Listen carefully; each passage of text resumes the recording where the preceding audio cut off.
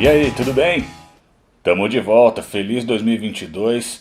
Agora imagina você nos anos 80 e 90 lendo uma história com o Gavião Arqueiro e de repente você é transportado para 2021 e assiste a série Gavião Arqueiro do Disney Plus. E aí, a série é legal? Adapta coisas das antigas ou só material pós-ano 2000? Quem são os personagens que aparecem na série nas HQs? Bem-vindo ao HQ que eu lia e o filme que eu vi. Antes da gente começar, curte o vídeo, se inscreve no canal, clica no sino e pede para receber todas as notificações, compartilha, mostra esse vídeo para quem você sabe que vai curtir, que assistiu a série do Gavião, joga naquele grupinho de WhatsApp. Para quem está vendo pela primeira vez esse quadro, primeiro eu vou mostrar algumas HQs importantes com algum personagem do filme que saíram no Brasil até o ano 2000. Depois eu falo dos personagens do filme como são nas HQs. Em seguida eu comparo a história do filme com a das HQs ou da série. E por fim eu dou a minha opinião sobre que obra é mais relevante ou interessante, as HQs clássicas ou a série. Vou mostrar algumas HQs que eu tenho com o Gavião Arqueiro, lógico. A revista mais antiga que eu tenho com o Gavião.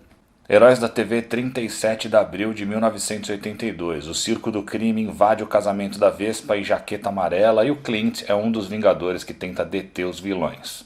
História republicada na coleção histórica Marvel 4 da Panini de 2012 e nos clássicos da Salvat 12 de 2016. Heróis da TV, 78 de abril de 1985. Os Vingadores escolhem uma nova formação, mas o Gavião não está nela porque nessa época ele tinha ido parar no Velho Oeste com o Defensor Mascarado. História republicada em Marvel Saga 1 de 1991. Grandes Heróis Marvel 10 de 1985. O Gavião está no casamento da Wanda com o Visão. História republicada em Visão e Feiticeira Escarlate e Dia das Bruxas da Panini em 2021. Grandes Heróis Marvel 14 de abril de 1986, o Gavião se junta a dezenas de Vingadores para enfrentar Korvac. Histórias republicadas nos clássicos da Salvat 39 em Algarismos Romanos de 2018. Heróis da TV, 91 de abril de 1987, Henry Peter Gyrick tira o Gavião da equipe e põe o Falcão no lugar. E o Clint, lógico, fica pé da vida. Superaventuras Marvel 59, história solo do Gavião enfrentando a Rapina, irmã da Imperatriz Lilandra de Shi'ar. X-Men 1 de 1988 tem início a minissérie solo do Gavião, em que ele perderia parte da audição e se casaria com a Arpia, republicada na coleção Vermelha 9 de 2015. Capitão América 119 de abril de 1989, recapitulação de Guerras Secretas mostrando como a saga realmente aconteceu, porque vocês sabem, a Abril tinha publicado a saga anos antes, mudando uma série de coisas para se ajustar à cronologia da época. O Gavião, claro, participa da saga. Republicada a partir de A Teia do Aranha 62 de 1994, a partir de coleção histórica Marvel Guerras Secretas 1, e em Guerras Secretas edição especial, ambas da Panini e ambas de 2016. Capitão América 120 de abril de 1989, o Visão propõe a criação dos Vingadores da Costa Oeste, com o Gavião Arqueiro como líder. Incrível Hulk 72, Clint e Arpia se mudam para Los Angeles e dão início à equipe da Costa Oeste. História republicada na coleção vermelha da Salvat 73 de 2017. Capitão América 124 de abril de 1989, Capitão e Gavião juntos e trocando de armas. Grandes Heróis Marvel 38 de 1992, começa a fase de John Byrne à frente dos Vingadores da Costa Oeste e o Gavião é o líder da equipe. Histórias republicadas nos maiores clássicos dos Vingadores 2 da Panini, em 2006. Capitão América 166 de abril de 1993, o Gavião que tinha deixado os Vingadores da Costa Oeste conhece uns heróis com poderes bem bizarros e cria os Vingadores Centrais, também republicada nos maiores clássicos 2. Capitão América 173, Gavião e Arpia retornam para ajudar os Vingadores no fim da saga Atos de Vingança. Essa história vai ser republicada em breve em Vingadores Mais Sombria que Escarlate da Panini de 2022. Biblioteca Histórica Marvel Vingadores 2 da Panini de 2009. Gavião Arqueiro se junta aos Vingadores. História republicada na coleção vermelha da Salvat 9 também. Biblioteca Histórica Marvel Homem de Ferro 2 da Panini de 2010. Primeira aparição do Gavião Arqueiro. História republicada na coleção vermelha da Salvat 9 e na coleção Histórica Marvel 3 da Panini de 2012. E Vingadores Antologia de 2020, o Gavião deixa os Vingadores, mas acaba se envolvendo em um confronto com o Homem Absorvente.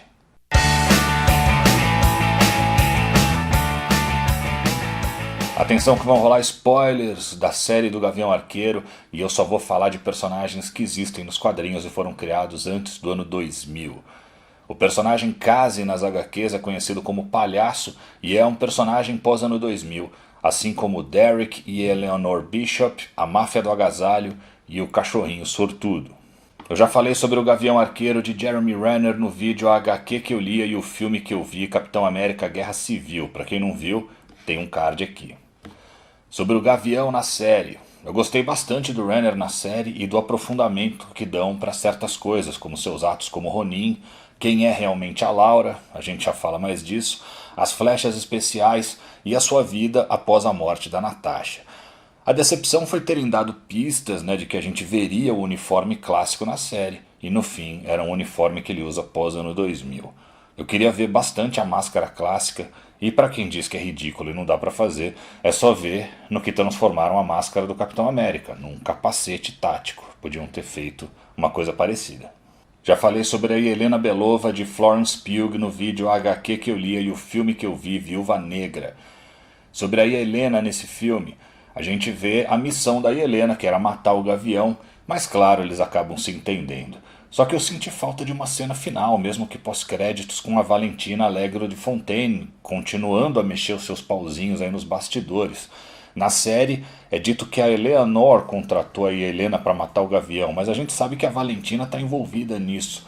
Que relação tem com a Eleanor? Quais são seus objetivos? Nada disso aparece na série. E já falei sobre o Rei do Crime nos quadrinhos no vídeo A HQ que eu lia e o filme que eu vi, Demolidor, O Homem Sem Medo. Sobre Wilson Fisk de Vincent D'Onofrio. Tinha uma baita expectativa aí de que o Rei do D'Onofrio seria incorporado de vez ao MCU, e isso realmente acontece. Não fica muito claro se é o mesmo rei que a gente via na série da Netflix, nem sei se isso vai ficar esclarecido. De qualquer forma, é demais a gente já ter o Demolidor e o Rei do Crime oficialmente no MCU.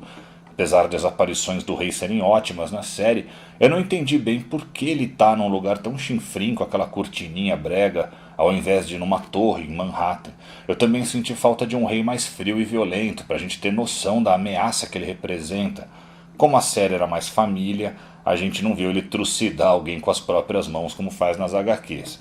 Ele aparentemente morre no fim, mas eu acho que deve retornar, vamos ver. A Kate Bishop é uma personagem pós-ano 2000, mas ela é co-protagonista da série, então vou falar um pouco sobre ela também, claro. Ela é interpretada pela Hailee Steinfeld, a primeira aparição dela foi em Young Avengers 1 de 2005, ela foi criada por Alan Heinberg e Jim Choing. A última vez que essa história foi publicada no Brasil, coleção vermelha da Salvat 79 de 2018. Nas HQs, Kate Bishop surge no Gibi dos Novos Vingadores, equipe composta por versões adolescentes dos principais Vingadores. Ela usa, além do arco e flecha do Gavião, a máscara da Arpia e a espada do Espadachim. Ela se une à equipe e tem um relacionamento com o Patriota, a versão do Capitão América da equipe, que já apareceu no MCU, na série do Falcão Soldado Invernal. Nos quadrinhos, Kate também vem de uma família rica, mas seu pai estava metido em negócios escusos e quando ela vai investigar, vê os Vingadores em ação detendo um vilão que tinha relação com o pai dela. Ela fica surpresa com a ação dos heróis, mas principalmente com o Clint, uma pessoa normal com arco e flecha, lutando em pé de igualdade com super seres. Mais pra frente, a Kate é abusada sexualmente no Central Park. Isso serve como motivação definitiva para que treinasse arco e flecha e técnicas de combate e se tornasse a Gaviã Arqueira. Na série, a Kate também vem de família rica, mas a motivação para se tornar arqueira vem quando seu apartamento é parcialmente destruído pela Batalha de Nova York, ocorrida no primeiro filme dos Vingadores. O pai da Kate morre e ela vê o Gavião atuando na batalha. Ele se torna a inspiração da Kate. Não tem o abuso sexual na série, até porque ela tem um tom bem mais leve.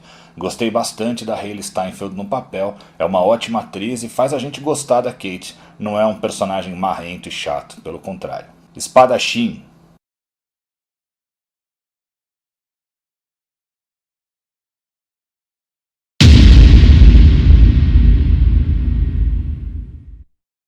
O espadachim é interpretado por Tony Dalton. A primeira aparição do espadachim foi em Avengers 19 de 1965. O personagem foi criado por Stan Lee e Don Heck. Última vez que essa história foi publicada no Brasil, Biblioteca Histórica Marvel Vingadores 2 da Panini, em 2009. Nas HQs, Jack Duquesne surge querendo entrar para os Vingadores, mas a gente vê que ele queria trair a equipe, contratado pelo Mandarim. A gente fica sabendo que ele foi mentor do Clint, o ensinou a usar o arco e flecha e o treinou em várias formas de combate. O espadachim se torna um vilão recorrente dos Vingadores, mas mais pra frente se regenera e se une à equipe. Ele acaba morrendo, mas uma versão espiritual sua retorna e se casa com a Mantis. Na série, o novo personagem que eu estava mais empolgado em ver era o espadachim, mas no fim, quem é ele? Qual é a dele? Parece um mau caráter, mas no fim ajuda os heróis, sabe-se lá por quê? Ele e o Clint nem se conhecem no MCU, e isso foi o que mais me frustrou. Tudo bem ele ser um cara misterioso, que você não sabe de que lado ele tá, mas isso é colocado de um jeito confuso na história. Realmente não dá pra entender quem é o personagem e suas motivações. No fim da série a gente descobre que Laura Barton, a esposa do Gavião, é uma ex-agente da SHIELD, chamada pelo codinome Agente 19. É uma dica para dizer que na verdade ela é a Arpia.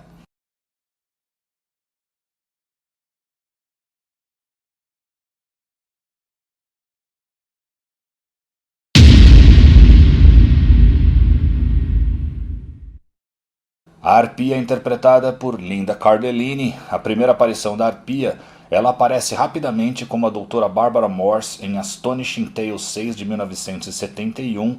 A gente vê ela por inteiro em Astonishing Tales 12 de 1972. Ela aparece pela primeira vez como Agente 19 em Astonishing Tales 18 de 1973. Adota o nome de Caçadora em Marvel Super Action 1 de 1976. E finalmente se torna Arpia em Marvel Team Up 95 de 1980. Ela foi criada por Len Wein e Neil Adams. A Astonishing Tales 6 está inédita no Brasil. A Astonishing Tales 12 foi publicada aqui em Casar 2 da editora Paladino em 1972. A Astonishing Tales 18 está inédita no Brasil. A história da caçadora na Marvel Super Action 1 também está inédita. E a Marvel Team Up 95 saiu pela última vez aqui, na coleção vermelha da Salvat 28 de 2016. Nas HQs, Bob Morse aparece primeiro como uma coadjuvante do Kazar, que parecia ter poderes psíquicos, mas isso não foi desenvolvido pelos roteiristas. Ela começa como uma personagem morena e muda para loira em edições seguintes, sem explicação. Depois ela aparece numa história do Homem-Coisa, ainda como uma doutora, uma cientista, mas a gente vê uma primeira conexão entre ela e a SHIELD. O roteirista muda e então Bob é mostrada como agente 19 da SHIELD e interesse amoroso do Kazar. Mas aí introduziram Shanna, a mulher demônio, como interesse amoroso do Kazar nas histórias, e a Bob ficou em segundo plano até deixar a série. Ela mudaria então seu nome de código para Caçadora e depois para Arpia. Mais pra frente, ela e o Clint se conheceriam e se apaixonariam. Os dois se casam e fundam os Vingadores da Costa Oeste. Acabam depois se separando porque a Bob deixou um inimigo que havia abusado dela morrer. Se unem de novo e ela acaba morrendo. Pós ano 2000, a gente descobre que quem morreu era uma Skrull e ela é trazida de volta. Na série, o Clint fica procurando o tempo todo um Rolex que ia ser leiloado junto com o traje de Ronin e outras peças. No fim, a gente vê que o Rolex era da Laura, que tem o logo da SHIELD no verso e está escrito Agente 19. Ok, Agente 19 era a Bob Morse, mas a mulher do Clint chama Laura. Seria um nome falso? Mas já foi introduzida uma Bob Morse na série Agentes da SHIELD, interpretada por Adrienne Palicki. O que aconteceu em Agentes da SHIELD? Vale? A gente vai ter que esperar para ter essas respostas. O personagem Armand Duquesne é tio do espadachim na série. Nas HQs, Armand Duquesne é pai do espadachim. Ele é interpretado por Simon Callow. Primeira aparição do Armand foi em Avengers Spotlight 22 de 1989, personagem criado por Lou Muggin e Don Heck. História inédita no Brasil. Nas HQs, Armand Duquesne era um oficial do governo em Sing Kong, um país fictício na Ásia. É ele quem presenteia Jack com uma espada, mas depois Jack vê que seu pai apoia ditadores e se junta a um grupo revolucionário para libertar Sing Kong. Armand é morto por um revolucionário aliado a Jack. Na série, Armand ameaça Eleanor e é morto por uma espada, levando a crer que o assassino seria o espadachim, mas no fim a gente vê que foi Eleanor quem matou. A Echo é interpretada por Alaqua Cox. Primeira aparição da Echo foi em Daredevil 9 de 1999. O personagem foi criada por David Mack e Joe Quesada. A última vez que essa história foi publicada no Brasil, acabou de sair em Demolidor Echo da Panini em 2021. Nas HQs, Maya Lopes tem seu pai morto pelo Rei do Crime, mas ela não sabe disso e é criada como sua filha. Antes de morrer, o pai põe a mão ensanguentada sobre o rosto dela, deixando a marca da palma da mão dele no rosto. A Maya é surda, mas assim como o Demolidor, todos os seus outros sentidos são super aguçados. Ela tem reflexos fotográficos, coisas assim. Ela é enviada por Fisk contra o Demolidor para matá-lo e assume o codinome Echo. Ela pinta a palma da mão do pai no rosto como parte do seu traje de batalha. Quando descobre que o rei mandou matar seu pai, se volta contra ele. Mais pra frente, pós-ano 2000, ela é uma das pessoas a usar o traje de Ronin. Na série é bem parecido, mas ela chama o Fisk de tio e não usa a palma da mão no rosto, a sua marca registrada. Ela culpa o Ronin pela morte do seu pai, o que é verdade, mas o Clint diz a ela que um informante lhe deu a dica de que Willie Cavalo Louco, seu pai, trabalhava para o rei. A gente descobre no fim que esse informante era o Kazi, amando do rei. Achei a Alaqua Cox uma boa Echo, vai até ter sua própria série, mas na série do Gavião ficou ainda um pouco em segundo plano. Na vida real, a Alaqua Cox é realmente surda e não tem uma perna, o que também foi incorporado à personagem na série. William Lopes, o pai da Maya na série, se chama William Lincoln e tem o apelido de Cavalo Louco nas HQs. O personagem é interpretado por Zahn McClarnon. A primeira aparição do William Lincoln foi em Daredevil 10 de 1999. Ele foi criado por David Mack e Joe Quesada. Essa história foi publicada pela última vez em Demolidor Echo também. Nas HQs e na série, William é o pai da Echo. Nos quadrinhos é morto pelo Rei do Crime. Na série pelo Ronin, mas sob influência indireta do rei também.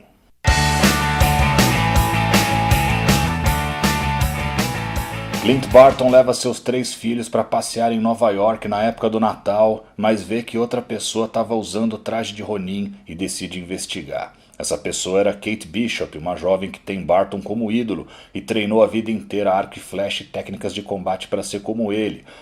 Ela descobriu que pessoas que ela conhecia, como sua mãe e o namorado dela, Jack Duquesne, pareciam envolvidos em um leilão clandestino de artefatos relacionados aos Vingadores, incluindo a roupa de Ronin. Barton e Bishop são envolvidos em uma trama muito mais complexa que envolve Echo, uma assassina que quer vingar a morte do pai pelas mãos do Ronin, e Helena Belova, que acredita que Barton matou sua irmã postiça Natasha Romanoff e até o Rei do Crime. Nas HQs, Clint é treinado em um circo pelo espadachim. Ele começa sua carreira cometendo crimes e depois se redime e se torna um super-herói. Nada disso está na série. Na série, o Clint perdeu boa parte da audição em um ouvido devido aos anos trabalhando como agente vingador, ouvindo explosões de perto e outros sons estridentes. Nas HQs clássicas, ele perde boa parte da audição para se livrar de uma armadilha do vilão Fogo Cruzado. Ele e Arpia estavam presos em uma sala e foram submetidos a uma frequência sônica que os deixavam violentos e os obrigava a atacar um ao outro. Para se livrar disso, Clint põe na boca uma de suas flechas sônicas. O alto barulho da flecha dentro do crânio do Clint bloqueou o som emitido pelo Fogo Cruzado, mas também danificou bastante seu sistema auditivo. Muito do que vemos na série é baseado em HQs pós-ano 2000, uma fase aclamada escrita por Matt Fraction e desenhada por David Aja.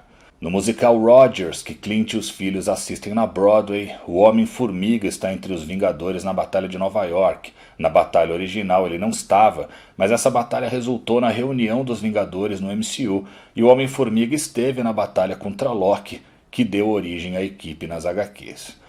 O apartamento que a Kate invade e onde fica morando durante a série é de sua tia ou amiga, não fica tão claro. Dá pra ver o nome dela num cartaz dentro do AP e o nome dela é Moira Brandon. Nas HQs, Moira era uma velha atriz de Hollywood que vende sua mansão para os Vingadores montarem sua base na costa oeste.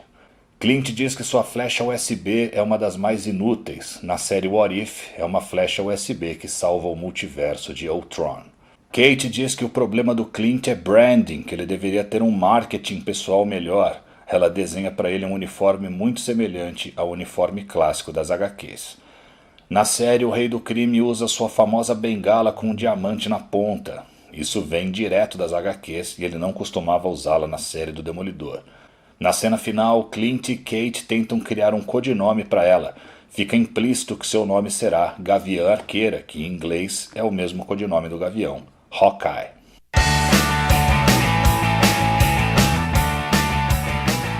O que é melhor? As HQs clássicas com o Gavião Arqueiro ou a série Gavião Arqueiro? Quando anunciaram a série do Gavião, eu fiquei bem feliz. Eu gosto bastante do personagem, é meu Vingador preferido. Eu vejo muita gente dizendo que ninguém se importa com o Gavião, que ele é o Vingador menos relevante. Mas quem lê quadrinhos normalmente não pensa assim, porque sabe o quanto o personagem é legal. E a série estava realmente me empolgando, cenas de ação de cinema com a perseguição, né, aquela perseguição de carro sensacional, a possibilidade da aparição do Rei do Crime, que se confirmou, e vinha vindo muito bem mesmo, até o último episódio em que deu uma escorregada. Os combates finais do Clint e Helena e Rei do Crime e Kate foram um pouco anticlimáticos. Clint e Helena porque a gente já sabia que eles iam se entender e tudo acontece meio de repente. Rei e Kate porque uma porrada do Rei já colocaria ela fora de combate, mas ele fica jogando ela longe várias vezes e ela parece não sentir os golpes. E o espadachim ficou totalmente jogado, sem relação com o Clint e sem propósitos definidos. A série teve um clímax que não ficou à altura dos episódios anteriores e do que vinham construindo. Sim, é uma série muito divertida apesar disso, prepara o caminho para muita coisa que vem por aí. Para mim não empalideceu perto das outras séries Marvel do ano, mas podia ter um fim mais grandioso. E aquela cena pós-créditos é uma das coisas mais constrangedoras e ruins que a gente já viu no MCU. Se bobear, é a pior cena pós-créditos da história do MCU. A gente já tinha visto aquilo, a gente sabia que era ruim, a gente queria ver algo sobre o Rei do Crime ou Valentina e ficamos com aquele monte de babaca dançando. Pelo amor que eu tenho pelo personagem nas HQs, e quem lê sabe que o Gavião das HQs é diferente desse do MCU, ele é mais desbocado, pavio curto e alívio cômico, enquanto dos filmes é mais focado e quietão, eu vou ficar com as HQs, mas a série é bem legal. Valeu por ter assistido. Algumas HQs que eu citei no vídeo estão à venda na Amazon, entre elas Vingadores Antologia, que tem histórias bem legais com o Gavião por John Byrne, e Vingadores A Busca pelo Visão, fase do Byrne nos Vingadores da Costa Oeste, que acaba de ser republicada pela Panini. Deixei os links na descrição, compra pelo meu link que você ajuda o canal.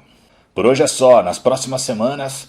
Semana que vem já tem o prêmio Melhores e Piores de 2021. Finalmente chegou aí a grande premiação do HQ.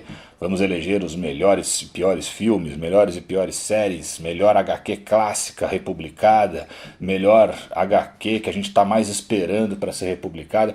E vai ter um monte de convidado muito legal aí. Vai ter Felipe Maia, grande dublador aí do Demolidor, do Mistério, do Hal Jordan.